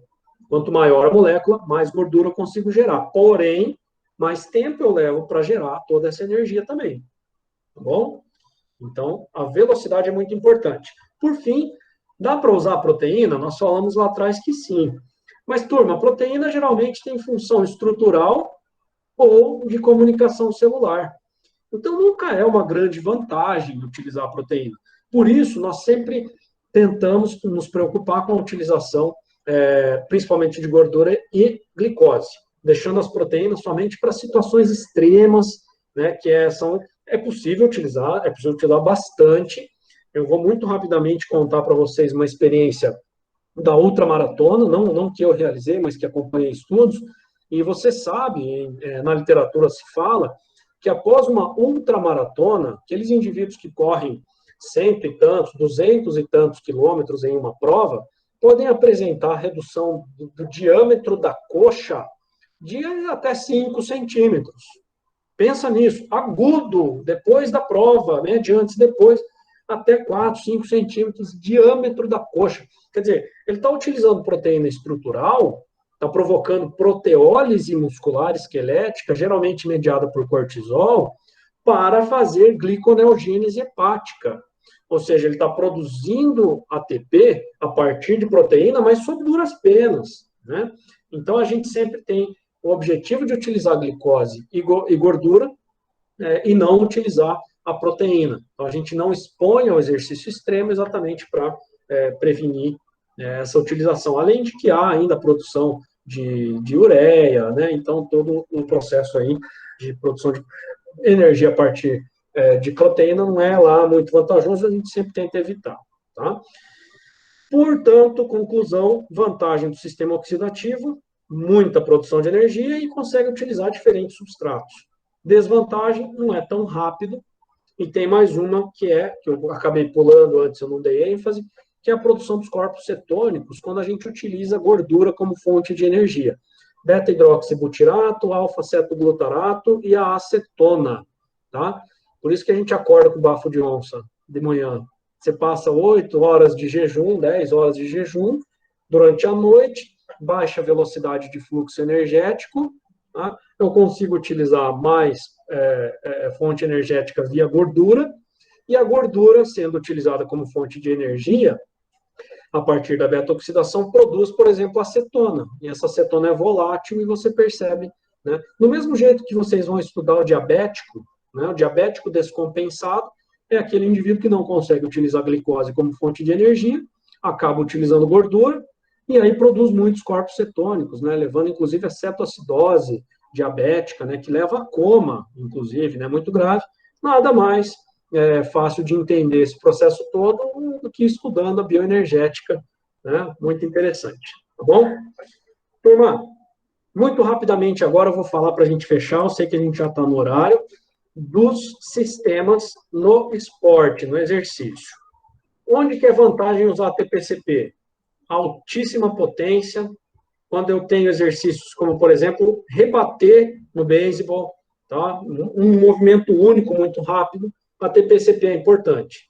Fez um movimento, ele vai ter que dar um intervalo para refosforilar essa creatinofosfato. Quando que eu utilizo bastante o glicolítico? Quando essa intensidade ainda é alta, mas passa um pouco do tempo. São exercícios um pouco mais prolongados, como 200 metros, 400 metros rasos, em que eu tenho bastante potência, só que eu produzo muito hidrogênio. Não tem nenhuma estabilidade nesse caso aqui, e a gente não vai conseguir realizar exercício por muito tempo. E, por fim, o oxidativo é quando eu tenho exercícios de potência menor, eu tenho estabilidade, consigo fazer exercício por horas a fio. Está produzindo mais energia, conseguindo até certo ponto tamponar os metabólitos e, com isso, fazendo um volume maior de exercício físico. Tá? A gente tem gráficos que fazem a comparação de predominância, tá? Isso é muito clássico na área do esporte, em que a gente estuda isso para saber que tipo de exercício tem mais predominância aeróbia, né, glicolítica, ou usa muito a TPCP. E aqui tem, de novo, tá, ressalto o caráter didático desses tempos, tá? Isso aqui é bem didático, mais ou menos, para a gente ter uma ideia, né, do tempo em que a gente utiliza aí os diferentes substratos energéticos, e a gente percebe que as predominâncias vão mudando. Então, exercício muito curto, eu uso mais a TPCP. Conforme passa o tempo, a duração do esforço, o glicolítico passa a ser relevante. Isso eu estou falando de intensidade alta, tá? O glicolítico suporta isso por algum tempo, mas chega um ponto em que o glicolítico vai entrando em exaustão, vai acumulando metabólitos, e eu tenho uma predominância do sistema oxidativo com o passar do tempo. Tá? Então, isso, de novo, é um modelo bem didático, a gente não tem aqui o objetivo de aprofundar agora isso, não é o objetivo do curso, tá? Mas é importante a gente dar só essa breve passada aqui em como funcionam essas predominâncias, né, dos sistemas energéticos, quando existe uma espécie de transição entre os diferentes sistemas, e imagine que a gente está realizando aqui um exercício de máxima intensidade durante 1 minuto, 2 minutos. Olha o que acontece. Performance super elevada, quando eu ainda tenho bastante utilização de ATP-CP. Passou o glicolítico, eu já tenho alguma estabilidade, mas a performance começa a cair. Se eu chego em 1 minuto de esforço, eu já não tenho mais o sistema nem ATP-CP e nem glicolítico dando conta de todo o suporte. O glicolítico vai ter produzido muito hidrogênio, esse hidrogênio vai começar a ter dificuldade de ser tamponado, e a minha intensidade de esforço vai ter que cair para aquela em que eu consigo tamponar esse hidrogênio, tá? Na máxima intensidade, na qual eu consigo eliminar os metabólitos e manter o esforço físico. Aí aqui, depois que eu atingir essa estabilidade, intensidades mais baixas, eu consigo realizar esforço por longuíssima duração. Um tema, turma, que sempre chama muita atenção é sobre quanto de aeróbio eu uso e quanto de anaeróbio eu uso nos esforços, né? Só para que vocês tenham aí uma referência, eu trouxe um artigo só, tá, de exercício de alta intensidade, o famoso HIIT aí, né, intermitente. Então, estou fazendo 10 esforços aqui, ó, e avaliando qual o percentual de energia aeróbia e anaeróbia eu estou utilizando, tá? Isso aqui é um exercício de esteira na velocidade do VO2 máximo, uma velocidade alta, tá? Em que eu faço 10 esforços de 1 minuto e dou 1 minuto de intervalo. No primeiro esforço, eu tenho que ter cerca de 60% do uso da energia aeróbia. Aí você vai falar assim, mas professor, a intensidade de VO2 máximo é alta, tem que ser anaeróbio. Eu falo, sim, você tem 40% de uso anaeróbio, tá? Considerando o esforço mais o intervalo. Opa, mas e se eu pegar só o esforço? Ah, só o esforço eu já tenho aqui, ó, 45% só aeróbio. O que eu quero dizer com isso? Que durante os intervalos é o sistema aeróbio que é o responsável pela refosforilação, pela recuperação. Tá? Então, por mais que você esteja em intensidade alta, o sistema aeróbio sempre vai estar lá trabalhando. Nós não conseguimos desligar esse sistema. Ele sempre vai estar atuando e sempre vai ser muito relevante. Para finalizar, eu mostro somente esse gráfico, não um gráfico, na verdade, uma tabelinha aqui, em que eu pego uma corrida de 400 metros e vejo que, de fato, eu tenho maior parte da energia sendo produzida pelo sistema anaeróbio, os sistemas anaeróbios. Quando eu passo para 800 metros, eu já tenho predominância aeróbia. 800 metros, pessoal, 2 voltinhas na pista. A 800 metros eles vão fazer em 3 minutos e pouco aqui. Eu acho que é mais ou menos, eu estou meio por fora dos tempos, mas acho que é mais ou menos isso. Vão fazer em pouquíssimo tempo, tá? Até menos de 3 minutos. Então, veja, em 2 minutos e pouco, 3 minutos de exercício, eu já tenho predominância aeróbia, tá bom? Então, isso é vasto na literatura, quem tiver interesse nisso, tem muito campo, pode até pegar essas referências que estão aqui, já até antigas, e dar uma olhadinha que vocês vão encontrar muito material, tá bem? Bom, pessoal, deixa eu interromper aqui a minha apresentação. Vamos voltar aqui. Interrompe o compartilhamento. Tá? Pessoal, então eu vou fazer o seguinte. Apesar de ter avançado um pouquinho o horário aqui, né, peço desculpas por isso, a gente conseguiu abordar todos os tópicos. Tá? Eu vou ficar à disposição aqui para algumas questões, tudo bem? Caso alguém tenha alguma pergunta e queira discutir, mesmo que a gente já tenha passado um pouquinho do horário aí, porque isso fica gravado e depois o pessoal pode também aí eventualmente acompanhar, tudo bem? Então, fiquem à vontade, vamos fazer alguns minutinhos aqui, tá? Uns 5, 10 minutinhos aí, umas 2, 3 questões, porque o tempo já está avançado e eu sei que o pessoal vai querer acompanhar, todo mundo se organizou aí para seguir nesse tempo, e aí a gente pode abrir o período da tarde, se vocês tiverem interesse com questões referentes a esse também, não tem problema nenhum, tudo bem? Então, eu vi que teve gente que levantou a mão, mas vocês me desculpem, eu não consegui acompanhar aqui. Pode perguntar, pessoal, abrir o microfone aí. Olá, professor. Marcelo. A dúvida é rápida. Aquele momento que o professor estava falando sobre ciclo de Cori, eu posso relacionar ele com, né, colocar ali como sinônimo de gliconeogênese? Sim, porque você produz glicose a partir de moléculas diferentes da glicose. Uhum. Diferentes moléculas. Isso quando você tem a vialanina, né? Uhum. Porque daí a neogênese, você pega moléculas diferentes, né, de carboidratos e produz glicose no fígado. Entendi. Então tem uma relação tem uma relação direta ali, né? Você pode produzir glicose, de fato, glicose a partir de moléculas que não são advindas da característica glicídica. Né? Então, vialanina está correto. Entendi. Legal, professor. E uma segunda dúvida, professor, do sistema ATP-CP, eu posso afirmar que, né, a relação da suplementação em creatina, os efeitos é por conta do aumento do estoque da fosfocreatina?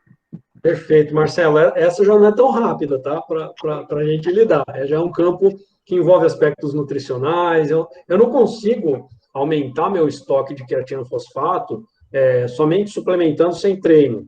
Então, tem toda uma característica do treinamento que você tem que fazer para buscar algum aumento dos estoques. Né? A gente tem muito estudo no campo da nutrição avaliando o uso da creatinina, por exemplo, né? De creatina, de fato, né? Creatinina não, de creatina. Eu confundi a creatinina, não. Com creatina, né? Suplementação de creatina hidratada, e esses estudos, mas sempre relacionados com exercícios de alta intensidade. Então, a gente otimiza, aumenta a possibilidade de ter um estoque um pouquinho maior de ATP, de ATP-CP especificamente, mas veja que o treinamento é imprescindível para que isso aconteça. Tá? Mas assim, Marcelo, difícil responder pontualmente, é um campo todo, tá, da área de nutrição associada ao esporte, e que, assim, ficaria grato em te mandar algum material, caso tenha mais interesse aí em outra oportunidade. Beleza, professor, obrigado. Obrigado pela aula, e eu queria comentar que como é legal, né, ver o professor falando fácil um tema super complexo, meu. Parabéns. A gente tenta. Obrigado, Marcelo. É fácil simplificar a fisiologia, mas a gente tenta um pouquinho.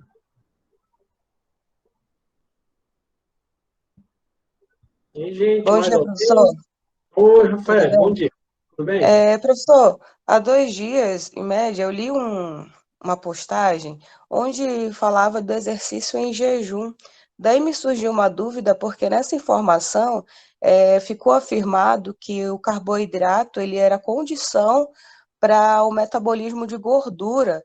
Logo, o exercício em jejum já ia direto para a proteólise Daí eu queria saber como é que fica, se é exatamente dessa forma, essa dependência do carboidrato para a utilização do lipídio. Legal, Rafael, também, tá? Assim como a pergunta do Marcelo, que envolve esses aspectos nutricionais, ela jamais pode ser respondida de forma tão direta. De fato, a gente encontra na literatura quase que de tudo. Assim, você acha estudos que encontram resultados bastante controversos ainda. Existe o tema do jejum intermitente, em diferentes tipos de esforço, mas sendo bem pontual a tua questão, quando a gente estuda o ciclo de Krebs, a gente percebe que tem algumas moléculas que elas são produzidas a partir, basicamente, exclusivamente, de glicídios. Então, tem uma frase famosa, né, que a gordura queima na chama dos carboidratos, né? Todos já devem ter visto. Então, tem esse ponto de verdade, tá? Por outro lado, para a gente falar em ir direto para a proteólise, é um pouco mais complicado, porque daí eu envolvo o campo da endócrino, tá? Geralmente, quando a gente está com baixa glicemia, ou seja, com jejum, né, você já tem uma glicemia menor, a gente tem modulação endócrina importante. E se essa baixa glicemia for mantida por um tempo um pouco mais prolongado, em um cenário em que eu aumento a demanda energética, eu vou ter uma boa participação do cortisol nesse cenário. E se engana quem pensa que o cortisol só aparece depois de hora. Não é verdade. O cortisol, dependendo da intensidade e da duração do esforço, muito rapidamente ele já está começando a atuar. E o cortisol é o cara que está ali respondendo ao estresse. Ele é um bom hormônio. A gente vai falar no finalzinho, na verdade no início da tarde de hoje, da parte da endócrina, eu vou aprofundar um pouco mais. Tá? Mas o cortisol é quem nos permite sobreviver a esses estresses que nós nos colocamos. Né? Quer dizer, eu não vou me alimentar e vou realizar um exercício que tem demanda energética. Eu consigo suprir isso a partir somente da gordura? É muito difícil falar somente. E também é muito difícil falar que imediatamente você já tem proteólise músculo-esquelética via cortisol, né, estimulado por cortisol, para provocar gliconeogênese hepática nesse esforço. Porque a gente também pode ter uma boa beta-oxidação ocorrendo. Qual é o problema? Que em ambos os casos eu não estou tendo um aporte glicídico tão adequado. E nós vimos na aula de hoje que, a partir da beta-oxidação, eu vou utilizar gordura para fazer ATP. E, como consequência, eu tenho a produção de corpos cetônicos. Esses corpos cetônicos provocam cetoacidose metabólica, é um problema. No caso do uso da proteína como fonte de energia, eu tenho que dar um jeito no nitrogênio. Proteína, dos 3 macronutrientes, é o único que tem nitrogênio, né? Além de carbono, hidrogênio e oxigênio. Então, esse nitrogênio tem que ter um destino. Ele vai virar ureia. Você vai ter, então, o ciclo da ureia acontecendo. Você pode ter alguma produção ali indesejada. Então, a gente não tem que tomar muito cuidado para responder pontualmente, tá, Rafael? Assim, dá certo, não dá certo, é bom, não é bom. O que eu te digo sempre é que a gente tem que ter bom senso em todos os casos, mesmo lendo artigos científicos, que às vezes são muito concentrados em uma questão específica. Você não conseguiria fazer um estresse tão relevante do ponto de vista bioenergético por muito tempo. Você não consegue fazer exercício de intensidade muito boa e ter performance sem ter uma boa nutrição. Você tem pessoas que conseguem... Eu sou por exemplo, eu consigo tranquilamente acordar pela manhã, fazer um treino razoável, uma corrida relativamente longa, sem tomar café da manhã. Eu consigo, eu não passo mal, tudo bem, mas eu não consigo fazer um treino de potência. Não dá, porque daí vai faltar glicídio, vai faltar glicólise acontecendo. Mas tem gente que não consegue, Rafael. Vai, assim, almoçou. Se vai fazer um treino às 4, 5 da tarde, tem que comer um lanchinho antes, porque senão não dá conta do treino. Então, varia demais, tá? A tal da individualidade biológica, ela é muito verdadeira. E, novamente, desculpe não ser extremamente pontual na tua questão, respondendo sim ou não diretamente, porque é todo um campo que envolve a nutrição, envolve o endócrino, e eu tenho certeza que vocês vão ter aí a oportunidade de estudar com mais cuidado muitos desses aspectos em outras oportunidades, tá? Perfeito, professor. Obrigado. Acho que já clareou bastante a leitura do artigo. Que bom, que bom. Bom, turma, vamos fazer o seguinte, a gente já passou 15 minutinhos do horário, eu sou meio britânico com horário, não gosto muito nem de começar atrasado, nem de passar do horário, porque eu sei que todo mundo se planeja, se organiza dentro do que foi combinado, tá? Então, vamos encerrar por aqui por hoje, tá? Vou fazer aqui a finalização da gravação, tá?